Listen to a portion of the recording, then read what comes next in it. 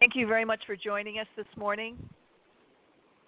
This is the PwC Brasil and CREATE webinar on corruption, risks, rules, and responsibilities. I'm Pamela Passman from the Center for Responsible Enterprise and Trade, CREATeorg, and I'm joined by Martin Whitehead from the PwC Brasil Forensic Services team in Sao Paulo. We'll be starting in just a moment. Just to remind everyone that this webinar will be recorded and it'll be available to you on our website. We'll also be sending you the slides following the webinar. There's a chat function on your web access screen where you can ask us questions at any time during the webinar. We'd be pleased to answer your questions during the webinar, or we'll also have time after our presentation also to answer your questions. Please be sure you have not only the web access, but also audio access, which you can get from dialing one of the toll-free numbers on the screen or from connecting on the audio function from the web access.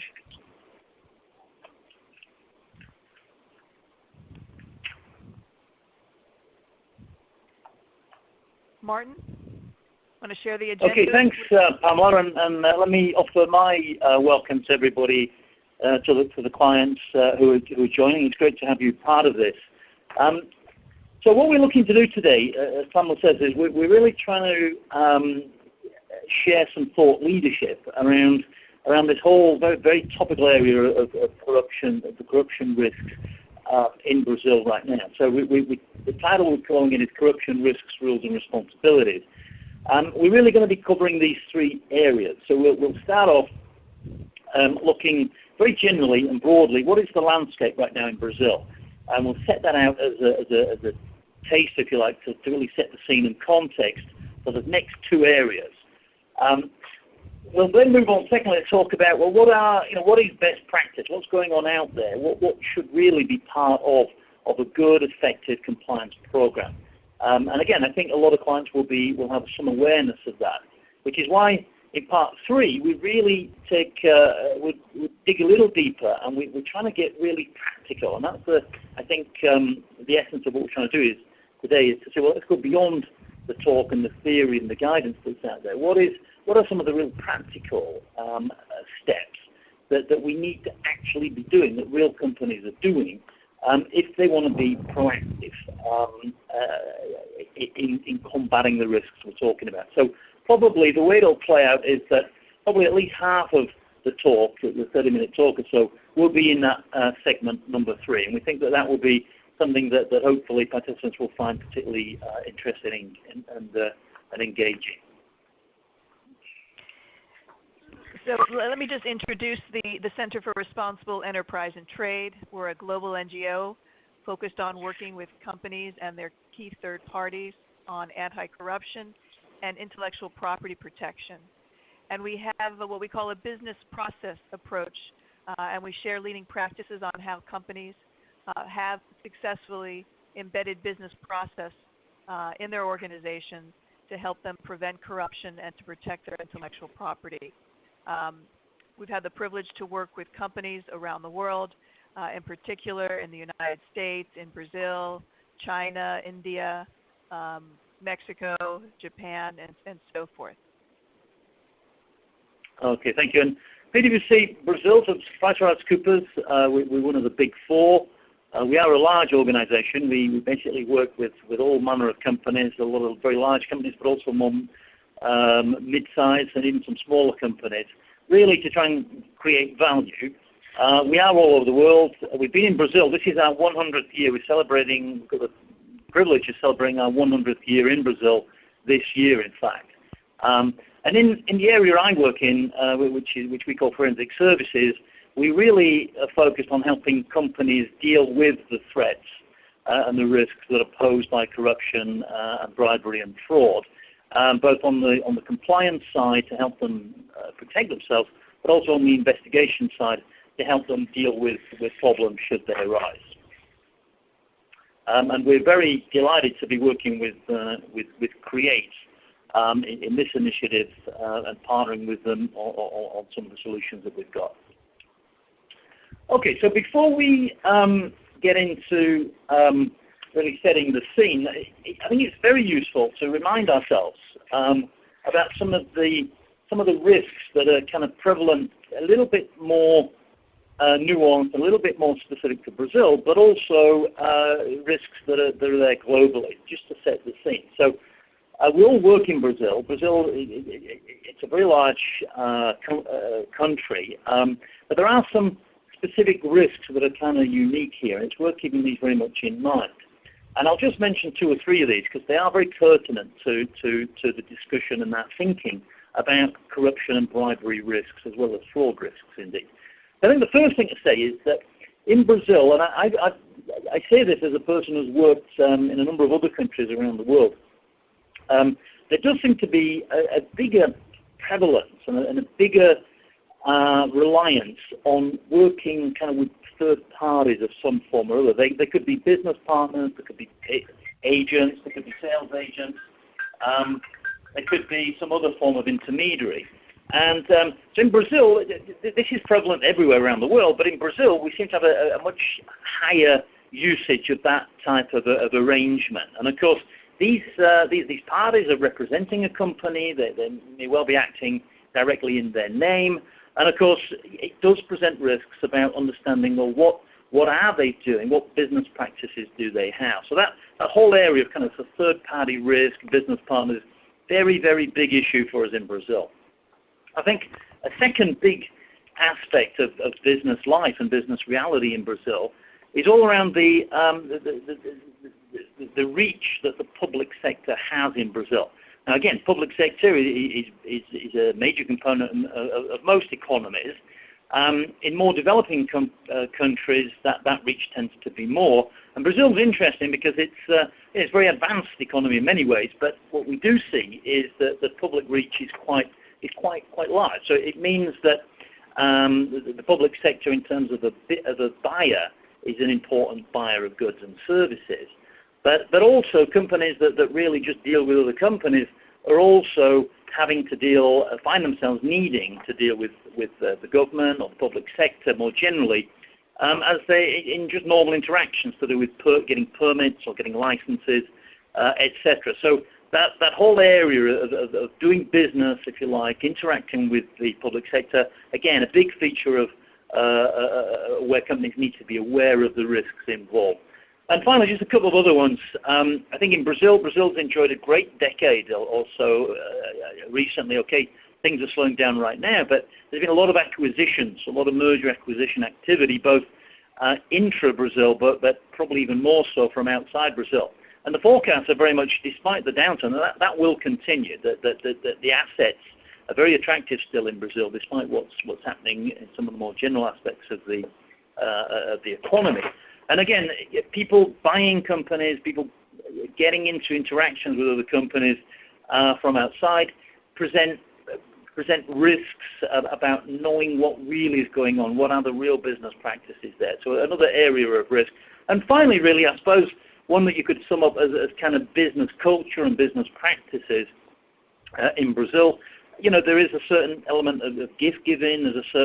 There's quite a high prevalence of donations, for example. Political donations are much more part of business life here in Brazil than they are, for example, in some other parts of the world where I've worked. So again, these what we call high risk or sensitive accounts or transactions are something that needs to be very much borne in mind for anybody trying to tackle and deal with the risk environment.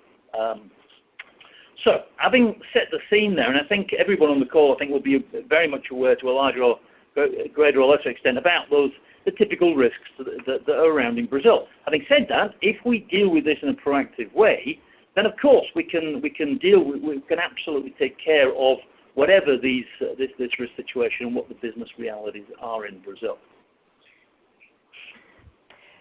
Thank you, Martin. And just to remind our participants that there's a chat function. If you have any questions, to please write them in the chat function and we'll respond to them.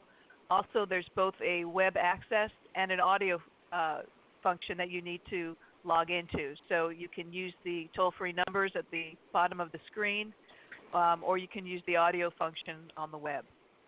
So now we're going to move into the global and local implications of the anti-corruption environment. And the landscape for the enforcement of anti-corruption laws around the world has really changed dramatically in the last 5 to 10 years.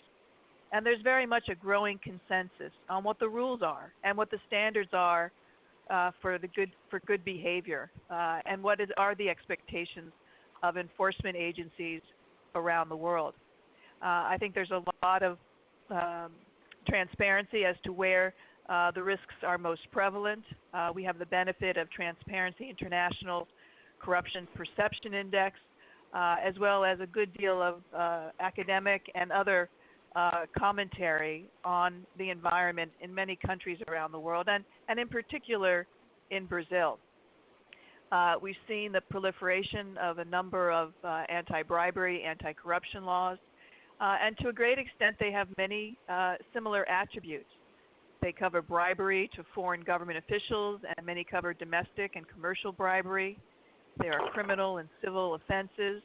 They're focused on corporate liability and individual liability.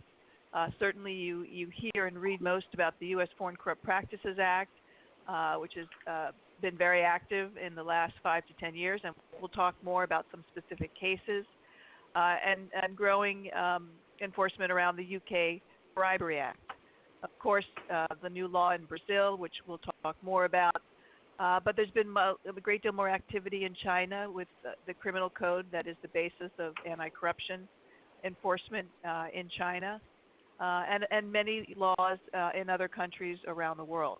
We'll focus a bit more on Latin America today, but we see this in Germany, in Switzerland, and other countries around Europe, as well as in Asia.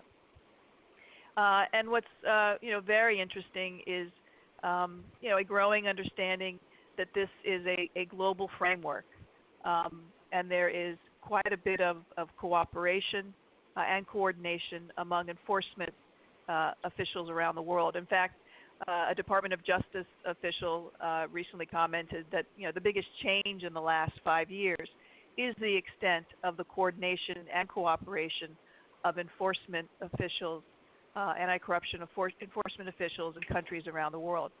So you see that often a case is not just brought in one country, but multiple jurisdictions are involved in bringing an anti-corruption case against a company or group of companies.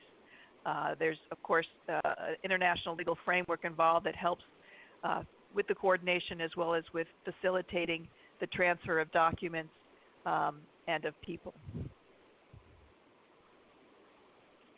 So thanks, Mom. So here we've just collated from around the region just a group of some of the recent cases, investigations to do with the Foreign Corrupt Practices Act. There's many more we could cite, and I think we just wanted to gather these to just bring out and draw out a few points. I think the first thing to say, just to echo Pamela's point, is that these numbers on the right there, the first one is ongoing, so the penalty is not known yet, if indeed there will be a penalty.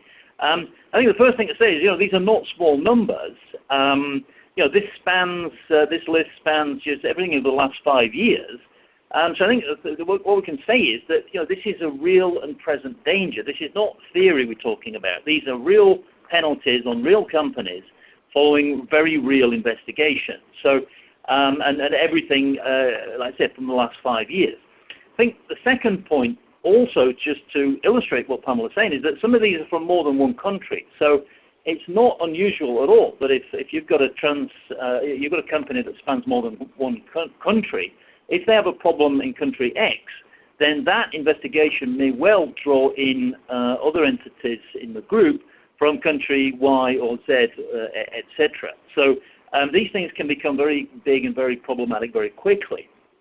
I think a couple of other points to say is that we are seeing, if you compare this list perhaps with the list that we might have put together from 10 years ago, you'll see that there's more happening. So there's more happening, so that the activity by the regulator is going up, the regulators is going up. There doesn't seem to be any doubt about that. That's borne out by the data.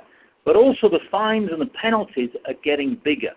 So not is only more happening. When it happens and a company gets hit, then the impact is so much more. And this, of course, is covering all industries. There's no particular industries immune or more prevalent than others. In particular, so everybody is at risk here. And of course, I think the final point to say from this is that however big those numbers are on the right, they do not capture the hidden cost. And again, something that Pamela said is, reputational risk is very hard to measure, but it's very real and is felt, and it's felt in stock prices and how companies interact with other parties. And of course, management time. Management time is a massive cost that's hidden here that is very often overlooked, but is very real and felt and detracts a business from really what it's good at doing, which is the business that it's in. So this slide really is just to say, look, guys, people, this is real. It's not theory. It's serious. So let's do something about it. Let's avoid us becoming a name on a list like this. Thank you, Martin. We're now going to move into discussing, what are the elements of an effective compliance program, and we get this from, guidance from the DOJ, guidance from the UK. There's recent been guidance from the Brazilian government.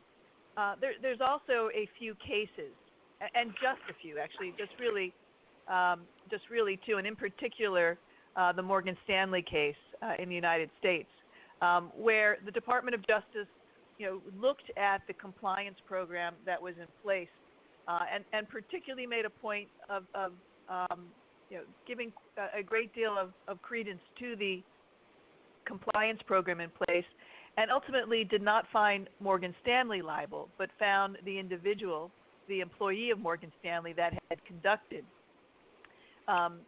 the activity that was found to have been in violation of the Foreign Corrupt Practices Act. That individual went to prison, that individual paid fines, and that individual had real estate disgorged. But it was really insightful to understand what the Department of Justice found. And they found that Morgan Stanley maintained a system of internal controls meant to ensure accountability for its assets and to prevent employees from offering, promising, or paying anything of value to foreign government officials.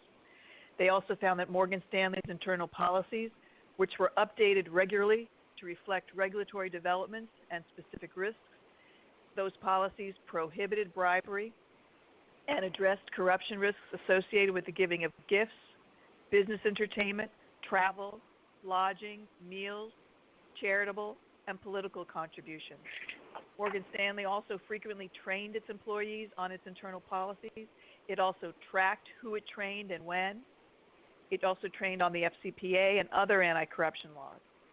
And between 2002 and 2008, Morgan Stanley trained various groups in Asia where this criminal activity occurred. It trained employees in Asia 54 times on its anti-corruption policies during that 6-year period of time. And during the same period, Morgan Stanley trained the individual that was found liable 7 times and reminded that individual specifically to comply with the FCPA at least 35 times. So you see this very intense activity that Morgan Stanley maintains on a consistent basis and records that activity. Morgan Stanley compliance personnel regularly monitored transactions. They randomly audited particular employees' transactions and business units, and they tested to identify illicit payments. Morgan Stanley also conducted extensive due diligence on all new business partners and imposed stringent controls on payments made to these business partners. And after considering all the available facts and circumstances, including that Morgan Stanley constructed and maintained this system of internal controls, which provided reasonable assurances that its employees were not bribing government officials, the Department of Justice declined to bring any enforcement action against Morgan Stanley, even though it found that its employee had conducted this criminal activity. So this just gives you a sense of what was viewed by the Department of Justice as an effective compliance program, even though one of the employees had been found to violate the Foreign Corrupt Practices Act. Okay, so you might therefore say that, I mean, that is a really interesting case. You might say, well, so what? What does, does that have much bearing? What does that mean for us here in Brazil? And I think our views on that are very clear. I think to a large extent, as everyone I think on the call knows, Brazil with its new Clean Company Act, we very much, how things work and how things will be regulated and followed is something that's very much work in progress and is happening in real time. But I think we can see from considering the context and the environment that some things look quite clear to us. And so I think, again, just to reiterate that the coordination that's now happening from outside is not something that's going to fall away and be less relevant. It's going to be more relevant. And that's something, from the government perspective, that's going to be, that's just going to go become more and more important. And we're seeing it now. So some of the very high profile cases that are happening in real time here in Brazil are very much coming from a certain element of coordination that's happening in markets outside with regulators from outside. Now linked to that, of course, is, well, what is going to happen from the Brazil regulation standpoint? And as I mentioned, it's not so clear. There's a certain element of uncertainty as this thing is happening in real time. And that therefore brings, that's not easy for companies to deal with. But it does seem that probably, as knowledge, as experience, and of looking at cases like this and dealing with regulators abroad, that they'll just follow a similar path, such that it just means that proceedings may well be more drawn out and take longer, and perhaps might be a bit inefficient as these things get more commonplace. And of course, that has a bearing on what happens with companies. These things drawn out, high-profile cases, it's not really what companies want to be having. It just exacerbates a difficult situation. And probably it means that because of the pressure from outside, because of the monitoring from outside and coordination, probably that means that there's going to be more monitoring inside and within Brazil. There's probably just going to get heightened. And so I think the general consensus, talking with a lot of lawyers and CFOs and people in business, is that the current direction is just going to go further and it's going to mirror more what's happening from outside, which is fine as long as companies get aware of that and can protect themselves further. At the company level, just a couple of points to say what it kind of means locally for us, this landscape of enforcement. I think on the contractual side, we're seeing it very much play out now, is that people are getting much more aware of the need to know who you're doing business with, who are your business partners, who are your agents, what are they doing, and we're starting to see a lot now of best practice starting to show up in terms of contractual dealings between parties. So we are now seeing good standard, almost model anti-bribery, anti-corruption type elements of contracts kicking in to help companies protect themselves, and that's a good thing. And secondly, companies have been becoming much more aware now of the criminal risk that is there for individuals at the senior level. And again, that's important because that's a reality that's embedded in the legislation. So key takeaways then, just to wrap this up before we get on to really the main aspects of what we're trying to say, which is the practical steps given all of this. I won't say all of these, but more is happening, it's more aggressive, it's more joined up. We're starting to see that play out with more enforcement regionally, but particularly in Brazil. Third parties remain key risk, absolute key risk, and an awful lot of design and attention should be applied to that category of business. And of course, when this happens, when within a compliance program, what we're trying to encourage, what we're seeing and encouraging clients to do is to be really smart about the compliance programs. There's a limited amount of money can be devoted to any aspect of business. So on compliance, in the compliance area, it really has to be risk-based. And it's got to be something that's not just palmed off as a segment of the business. This has to, when looking at compliance and considering the risks, this has to be a very high-level there has to be high-level thinking that goes into this. It really has to be joined up, and it has to run throughout the business, and a big focus, of course, on third parties. So that really just wraps up, if you like, setting the landscape and trying to indicate some of the best practices more generally that should be thought about as you look at a compliance program.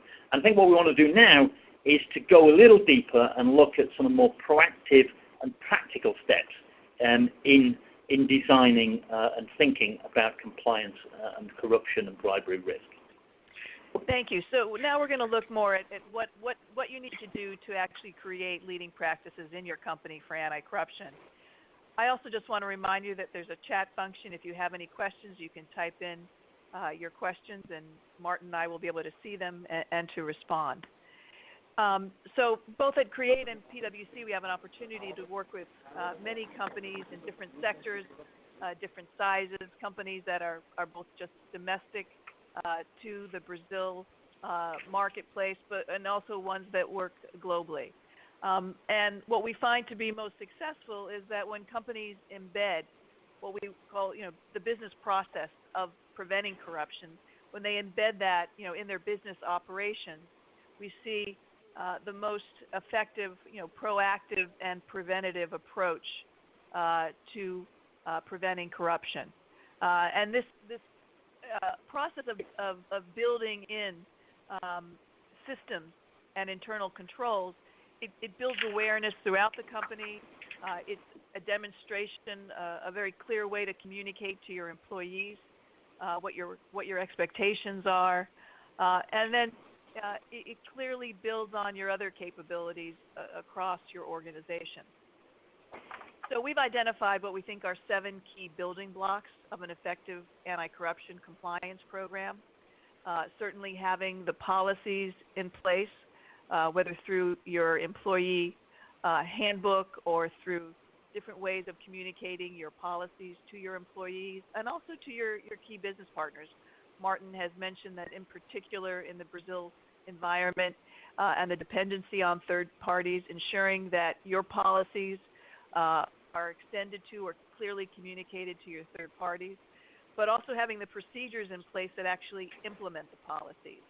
As we heard in the Morgan Stanley case, keeping records of how you communicate, of how you train, of instances where you learn about activity that you need to then do further investigatory work that really shows what it is you're doing to have an effective program.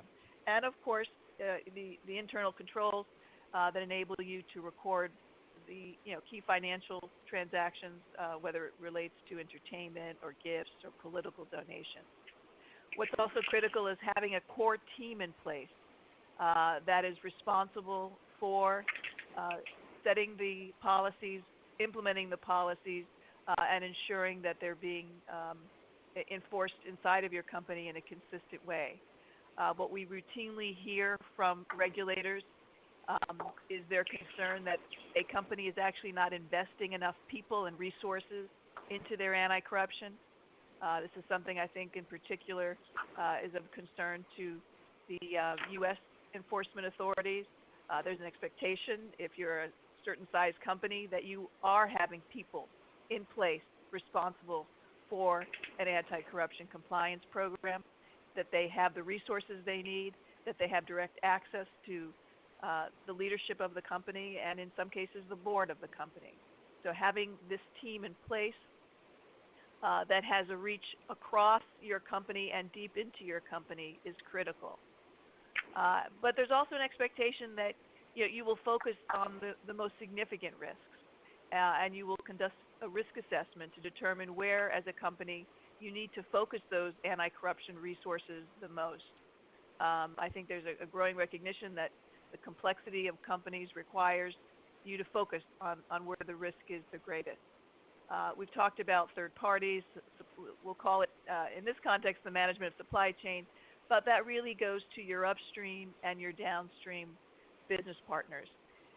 And the expectation is that you are communicating your policies, your requirements, not just through contracts with your third parties, but in ongoing discussions and engagement and you are doing something to assess the capacity of your key third parties to actually implement your policies or your contractual arrangements that prohibit your third parties to conduct in any kind of corrupt activity.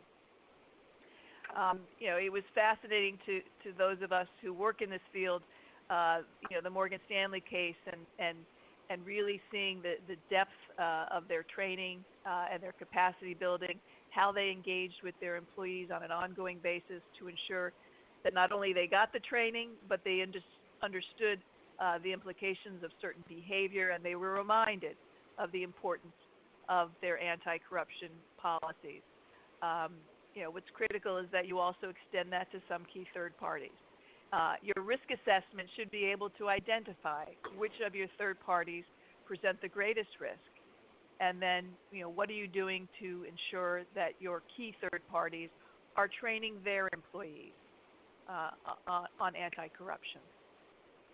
What we have found is that it's critical that you have that you monitor your program. You have the ability to have red flags that identify when something is not going right. And so, we find, throughout companies of every size, this is really one of the most challenging areas. You put your policies and procedures in place, but you really don't have mechanisms to understand when something is not going right. And what's critical, as we've seen, is that companies, find this behavior before a regulatory authority does. Your ability to identify a problem and to address it is something that we increasingly hear from regulators impacts their assessment of the company's behavior. They want to know that you have the ability to identify when there's a problem and that you take remedial steps to address it. And finally, when you do find a problem, what kind of corrective actions do you take? If you have a hotline and people are reluctant to use it, or people have a perception that they will be penalized for using it, what are you doing to correct that? What are you doing to create an environment where your employees feel that they can come forward and come to you versus going to an outside party, an enforcement agency or the media, that there's a path to come to you to disclose any kind of behavior or any kind of situation that they think that you should be aware of. So those are really the building blocks. And these 7 building blocks, we think, go to the core of what under the FCPA or the UK anti-bribery law or the Brazilian Clean Company Act views as an effective compliance program. As we look at it, we have developed 5 levels of maturity for each of those 7 boxes. And our work with company helps identify and benchmark where you are in terms of your development of a compliance program. Regulators understand that this is a working process, that you over time will continue to mature your program. It's not a program that stands still. There's an expectation that you continue to work, you continue to mature it, you respond to the regulatory environment, you respond to your business environment. There's not an expectation that a company has a level 5 of maturity in each of those 7 boxes, but that you are working towards continuing to mature, delivering more effective systems, more effective internal controls. And our approach enables you to understand your maturity in each of those 7 boxes and helps you build a trajectory, a path to continuing to mature your internal business system. We do this through Create Leading Practices, first an online question and an online self-assessment that again asks you a series of questions about each of those 7 categories and measures your maturity. You get a rating from 1 to 5 that helps you understand where you are. You also then get to see other companies that have participated and be benchmarked against them and their self-assessment. We then have an expert evaluation in Portuguese that asks you a different set of questions, but again, going to the level of maturity in each of those 7 process categories. You get a score, again, measuring your level of maturity between 5 and 1. We then benchmark between your self-assessment and the independent evaluation that we conducted, but we also benchmark against other companies that have taken Create leading practices. And this really helps you communicate to your senior leadership, to your management, to your board, the level of maturity of your program. We then provide you with a report that shows where your strengths are, perhaps where your weaknesses are, where you need to focus on maturing your system, those gaps. And that, with the benchmarking, we think helps you present to your senior leadership the importance of continuing to invest in, continuing to mature your business process, your approach to your anti-corruption program. We also have developed a guide that helps you determine which steps you need to take if you want to move from a level 2 of maturity in one of the 7 process categories to a level 3, or a level 3 to a level 4, and helps you then prioritize where you need to make your investments of time and resources to continue to mature your program. Let me hand it over to Martin, who can talk a bit more about how PwC then conducts a roadmap workshop.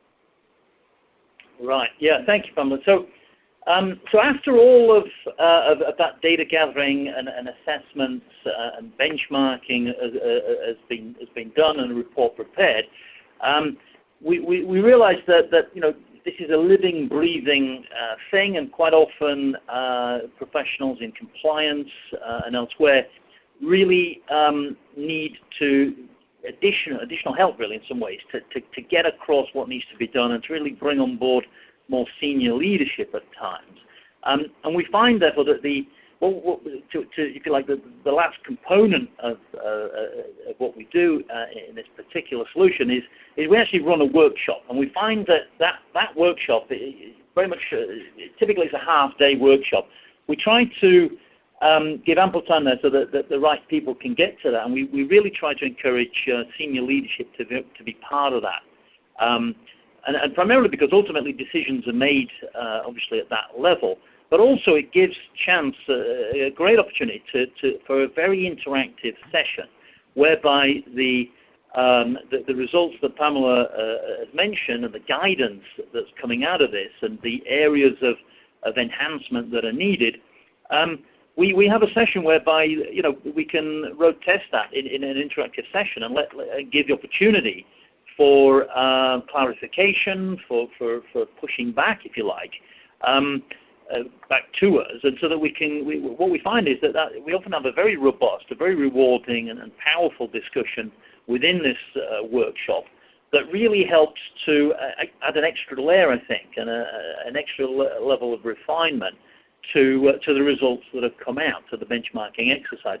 And the output of that, I think, is often something that is clearer, it's very specific, more specific, and it's something that hopefully will draw in and get the buy-in from all of the stakeholders in that room. And the aim really is to make that workshop work in that way. And the output, hopefully, therefore, is a very much a renewed sense of direction, a roadmap, if you like, of, well, that's great. We've got a much clearer, better, deeper understanding of our status quo, if you like, of where we are and where we sit relative to others in our industry or our situation. Level of some companies are much longer in age than others, so we'll be able to you'll get a sense of where we are right now. But more importantly, and that's what matters, is where we need to go, where a company needs to go, where it might go, and what the priorities are. We don't try and boil the ocean, as they say. You can't do everything. So it's very much focused on what are the key aspects for you, for that company. Where does it need to harness to put its resources most within a short, medium timeline? And what we see is that the companies get real value for that. And at the end of this, there's a renewed sense of appreciation of where we are, where we're going, what needs to be done, resources needed, buy-in from the top, and a general situation whereby, perhaps prior to this process going on, companies have made some element of trying to assess where they are or where they need to go. Maybe it's stalled, maybe they're not so clear, maybe it's drifting. But what we have in this exercise and this process that Pamela described is a way, a very cost-effective way, a very quick, a very efficient way to transition from getting an appreciation, to bring all that together, get an appreciation in a very clear way forward. And what we've seen with clients and companies, that can be a very, very powerful, quick, easy, readily doable way of really getting started and being very proactive. That's the key, being proactive in taking the next step on this journey, if you like, to deal with this ever-present risk and danger that we've got in our complex environment.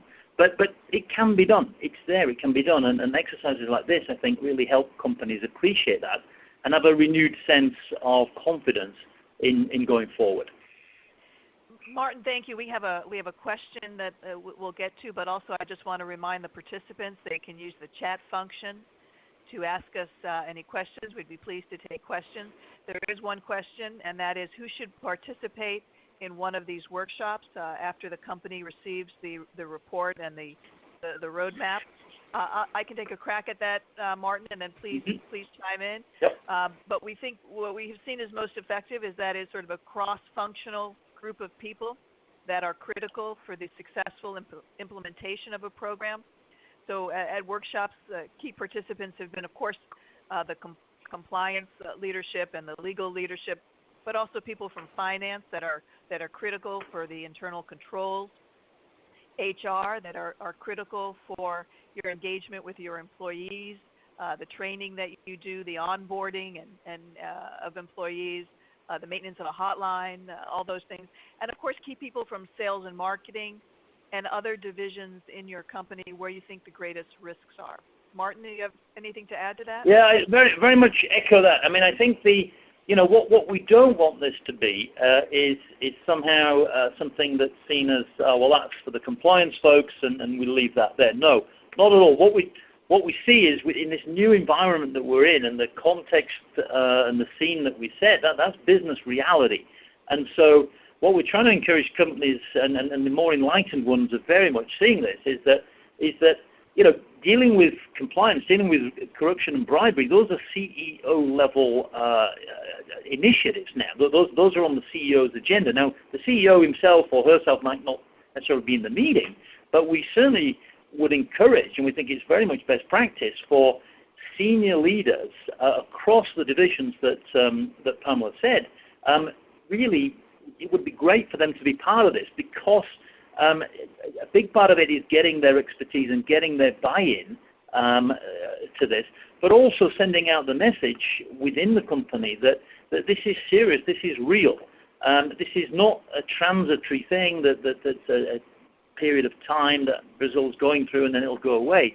No, the thinking behind this risk-based approach to dealing with these risks, it's very serious, it's very important, and if you like, the thinking needs to be built in and needs to be seen to be built into the corporate DNA of the company. And we're seeing increasingly that actually is happening. And as Pamela said, in the workshops that we're doing, we're getting the CFO, we're getting the chief legal counsel, we're getting the senior people and who are within compliance, of course, but across those other functions that tend to be touched by corruption, bribery, and increasingly fraud.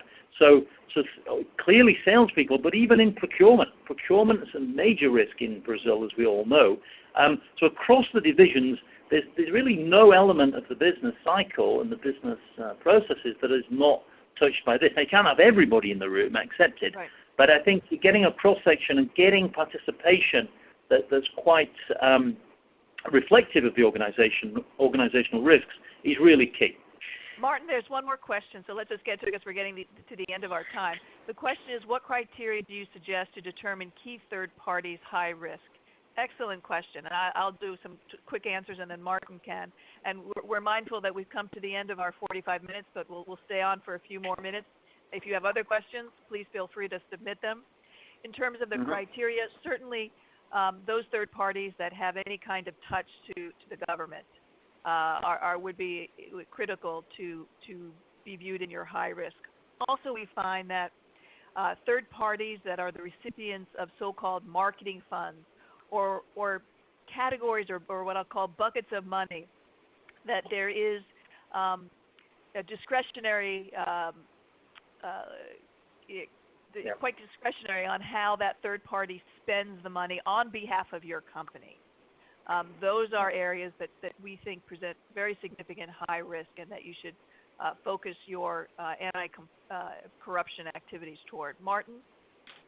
Yep, I think you've nailed it there, Pamela. I think it's discretion, the ability to make decisions that could favor one or the other, or that could allocate resources or money in a different way, or they've got the ability to do that is a key thing. I think the certain industries that are more prone. It's important to understand not only are they touching government, but which aspects of government or the public sector. And there's some that we all know are a little bit more high risk or have got a more difficult reputation than others.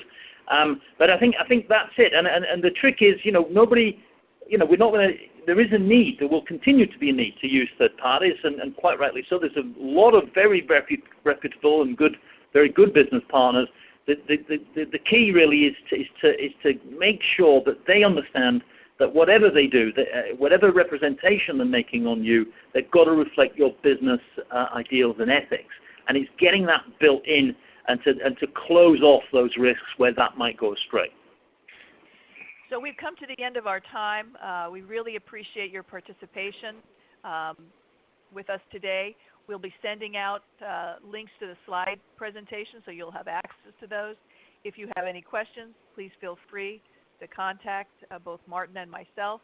And we will continue a series of webinars and get down into more specific sets of issues that we know are of concern as you continue to build and mature your internal business process to ensure that your company has a very effective anti-corruption compliance program. So thank you again. And same to me. Thanks everybody for joining. Really appreciate your support and participation. Thank you. Have a good day. Bye-bye now.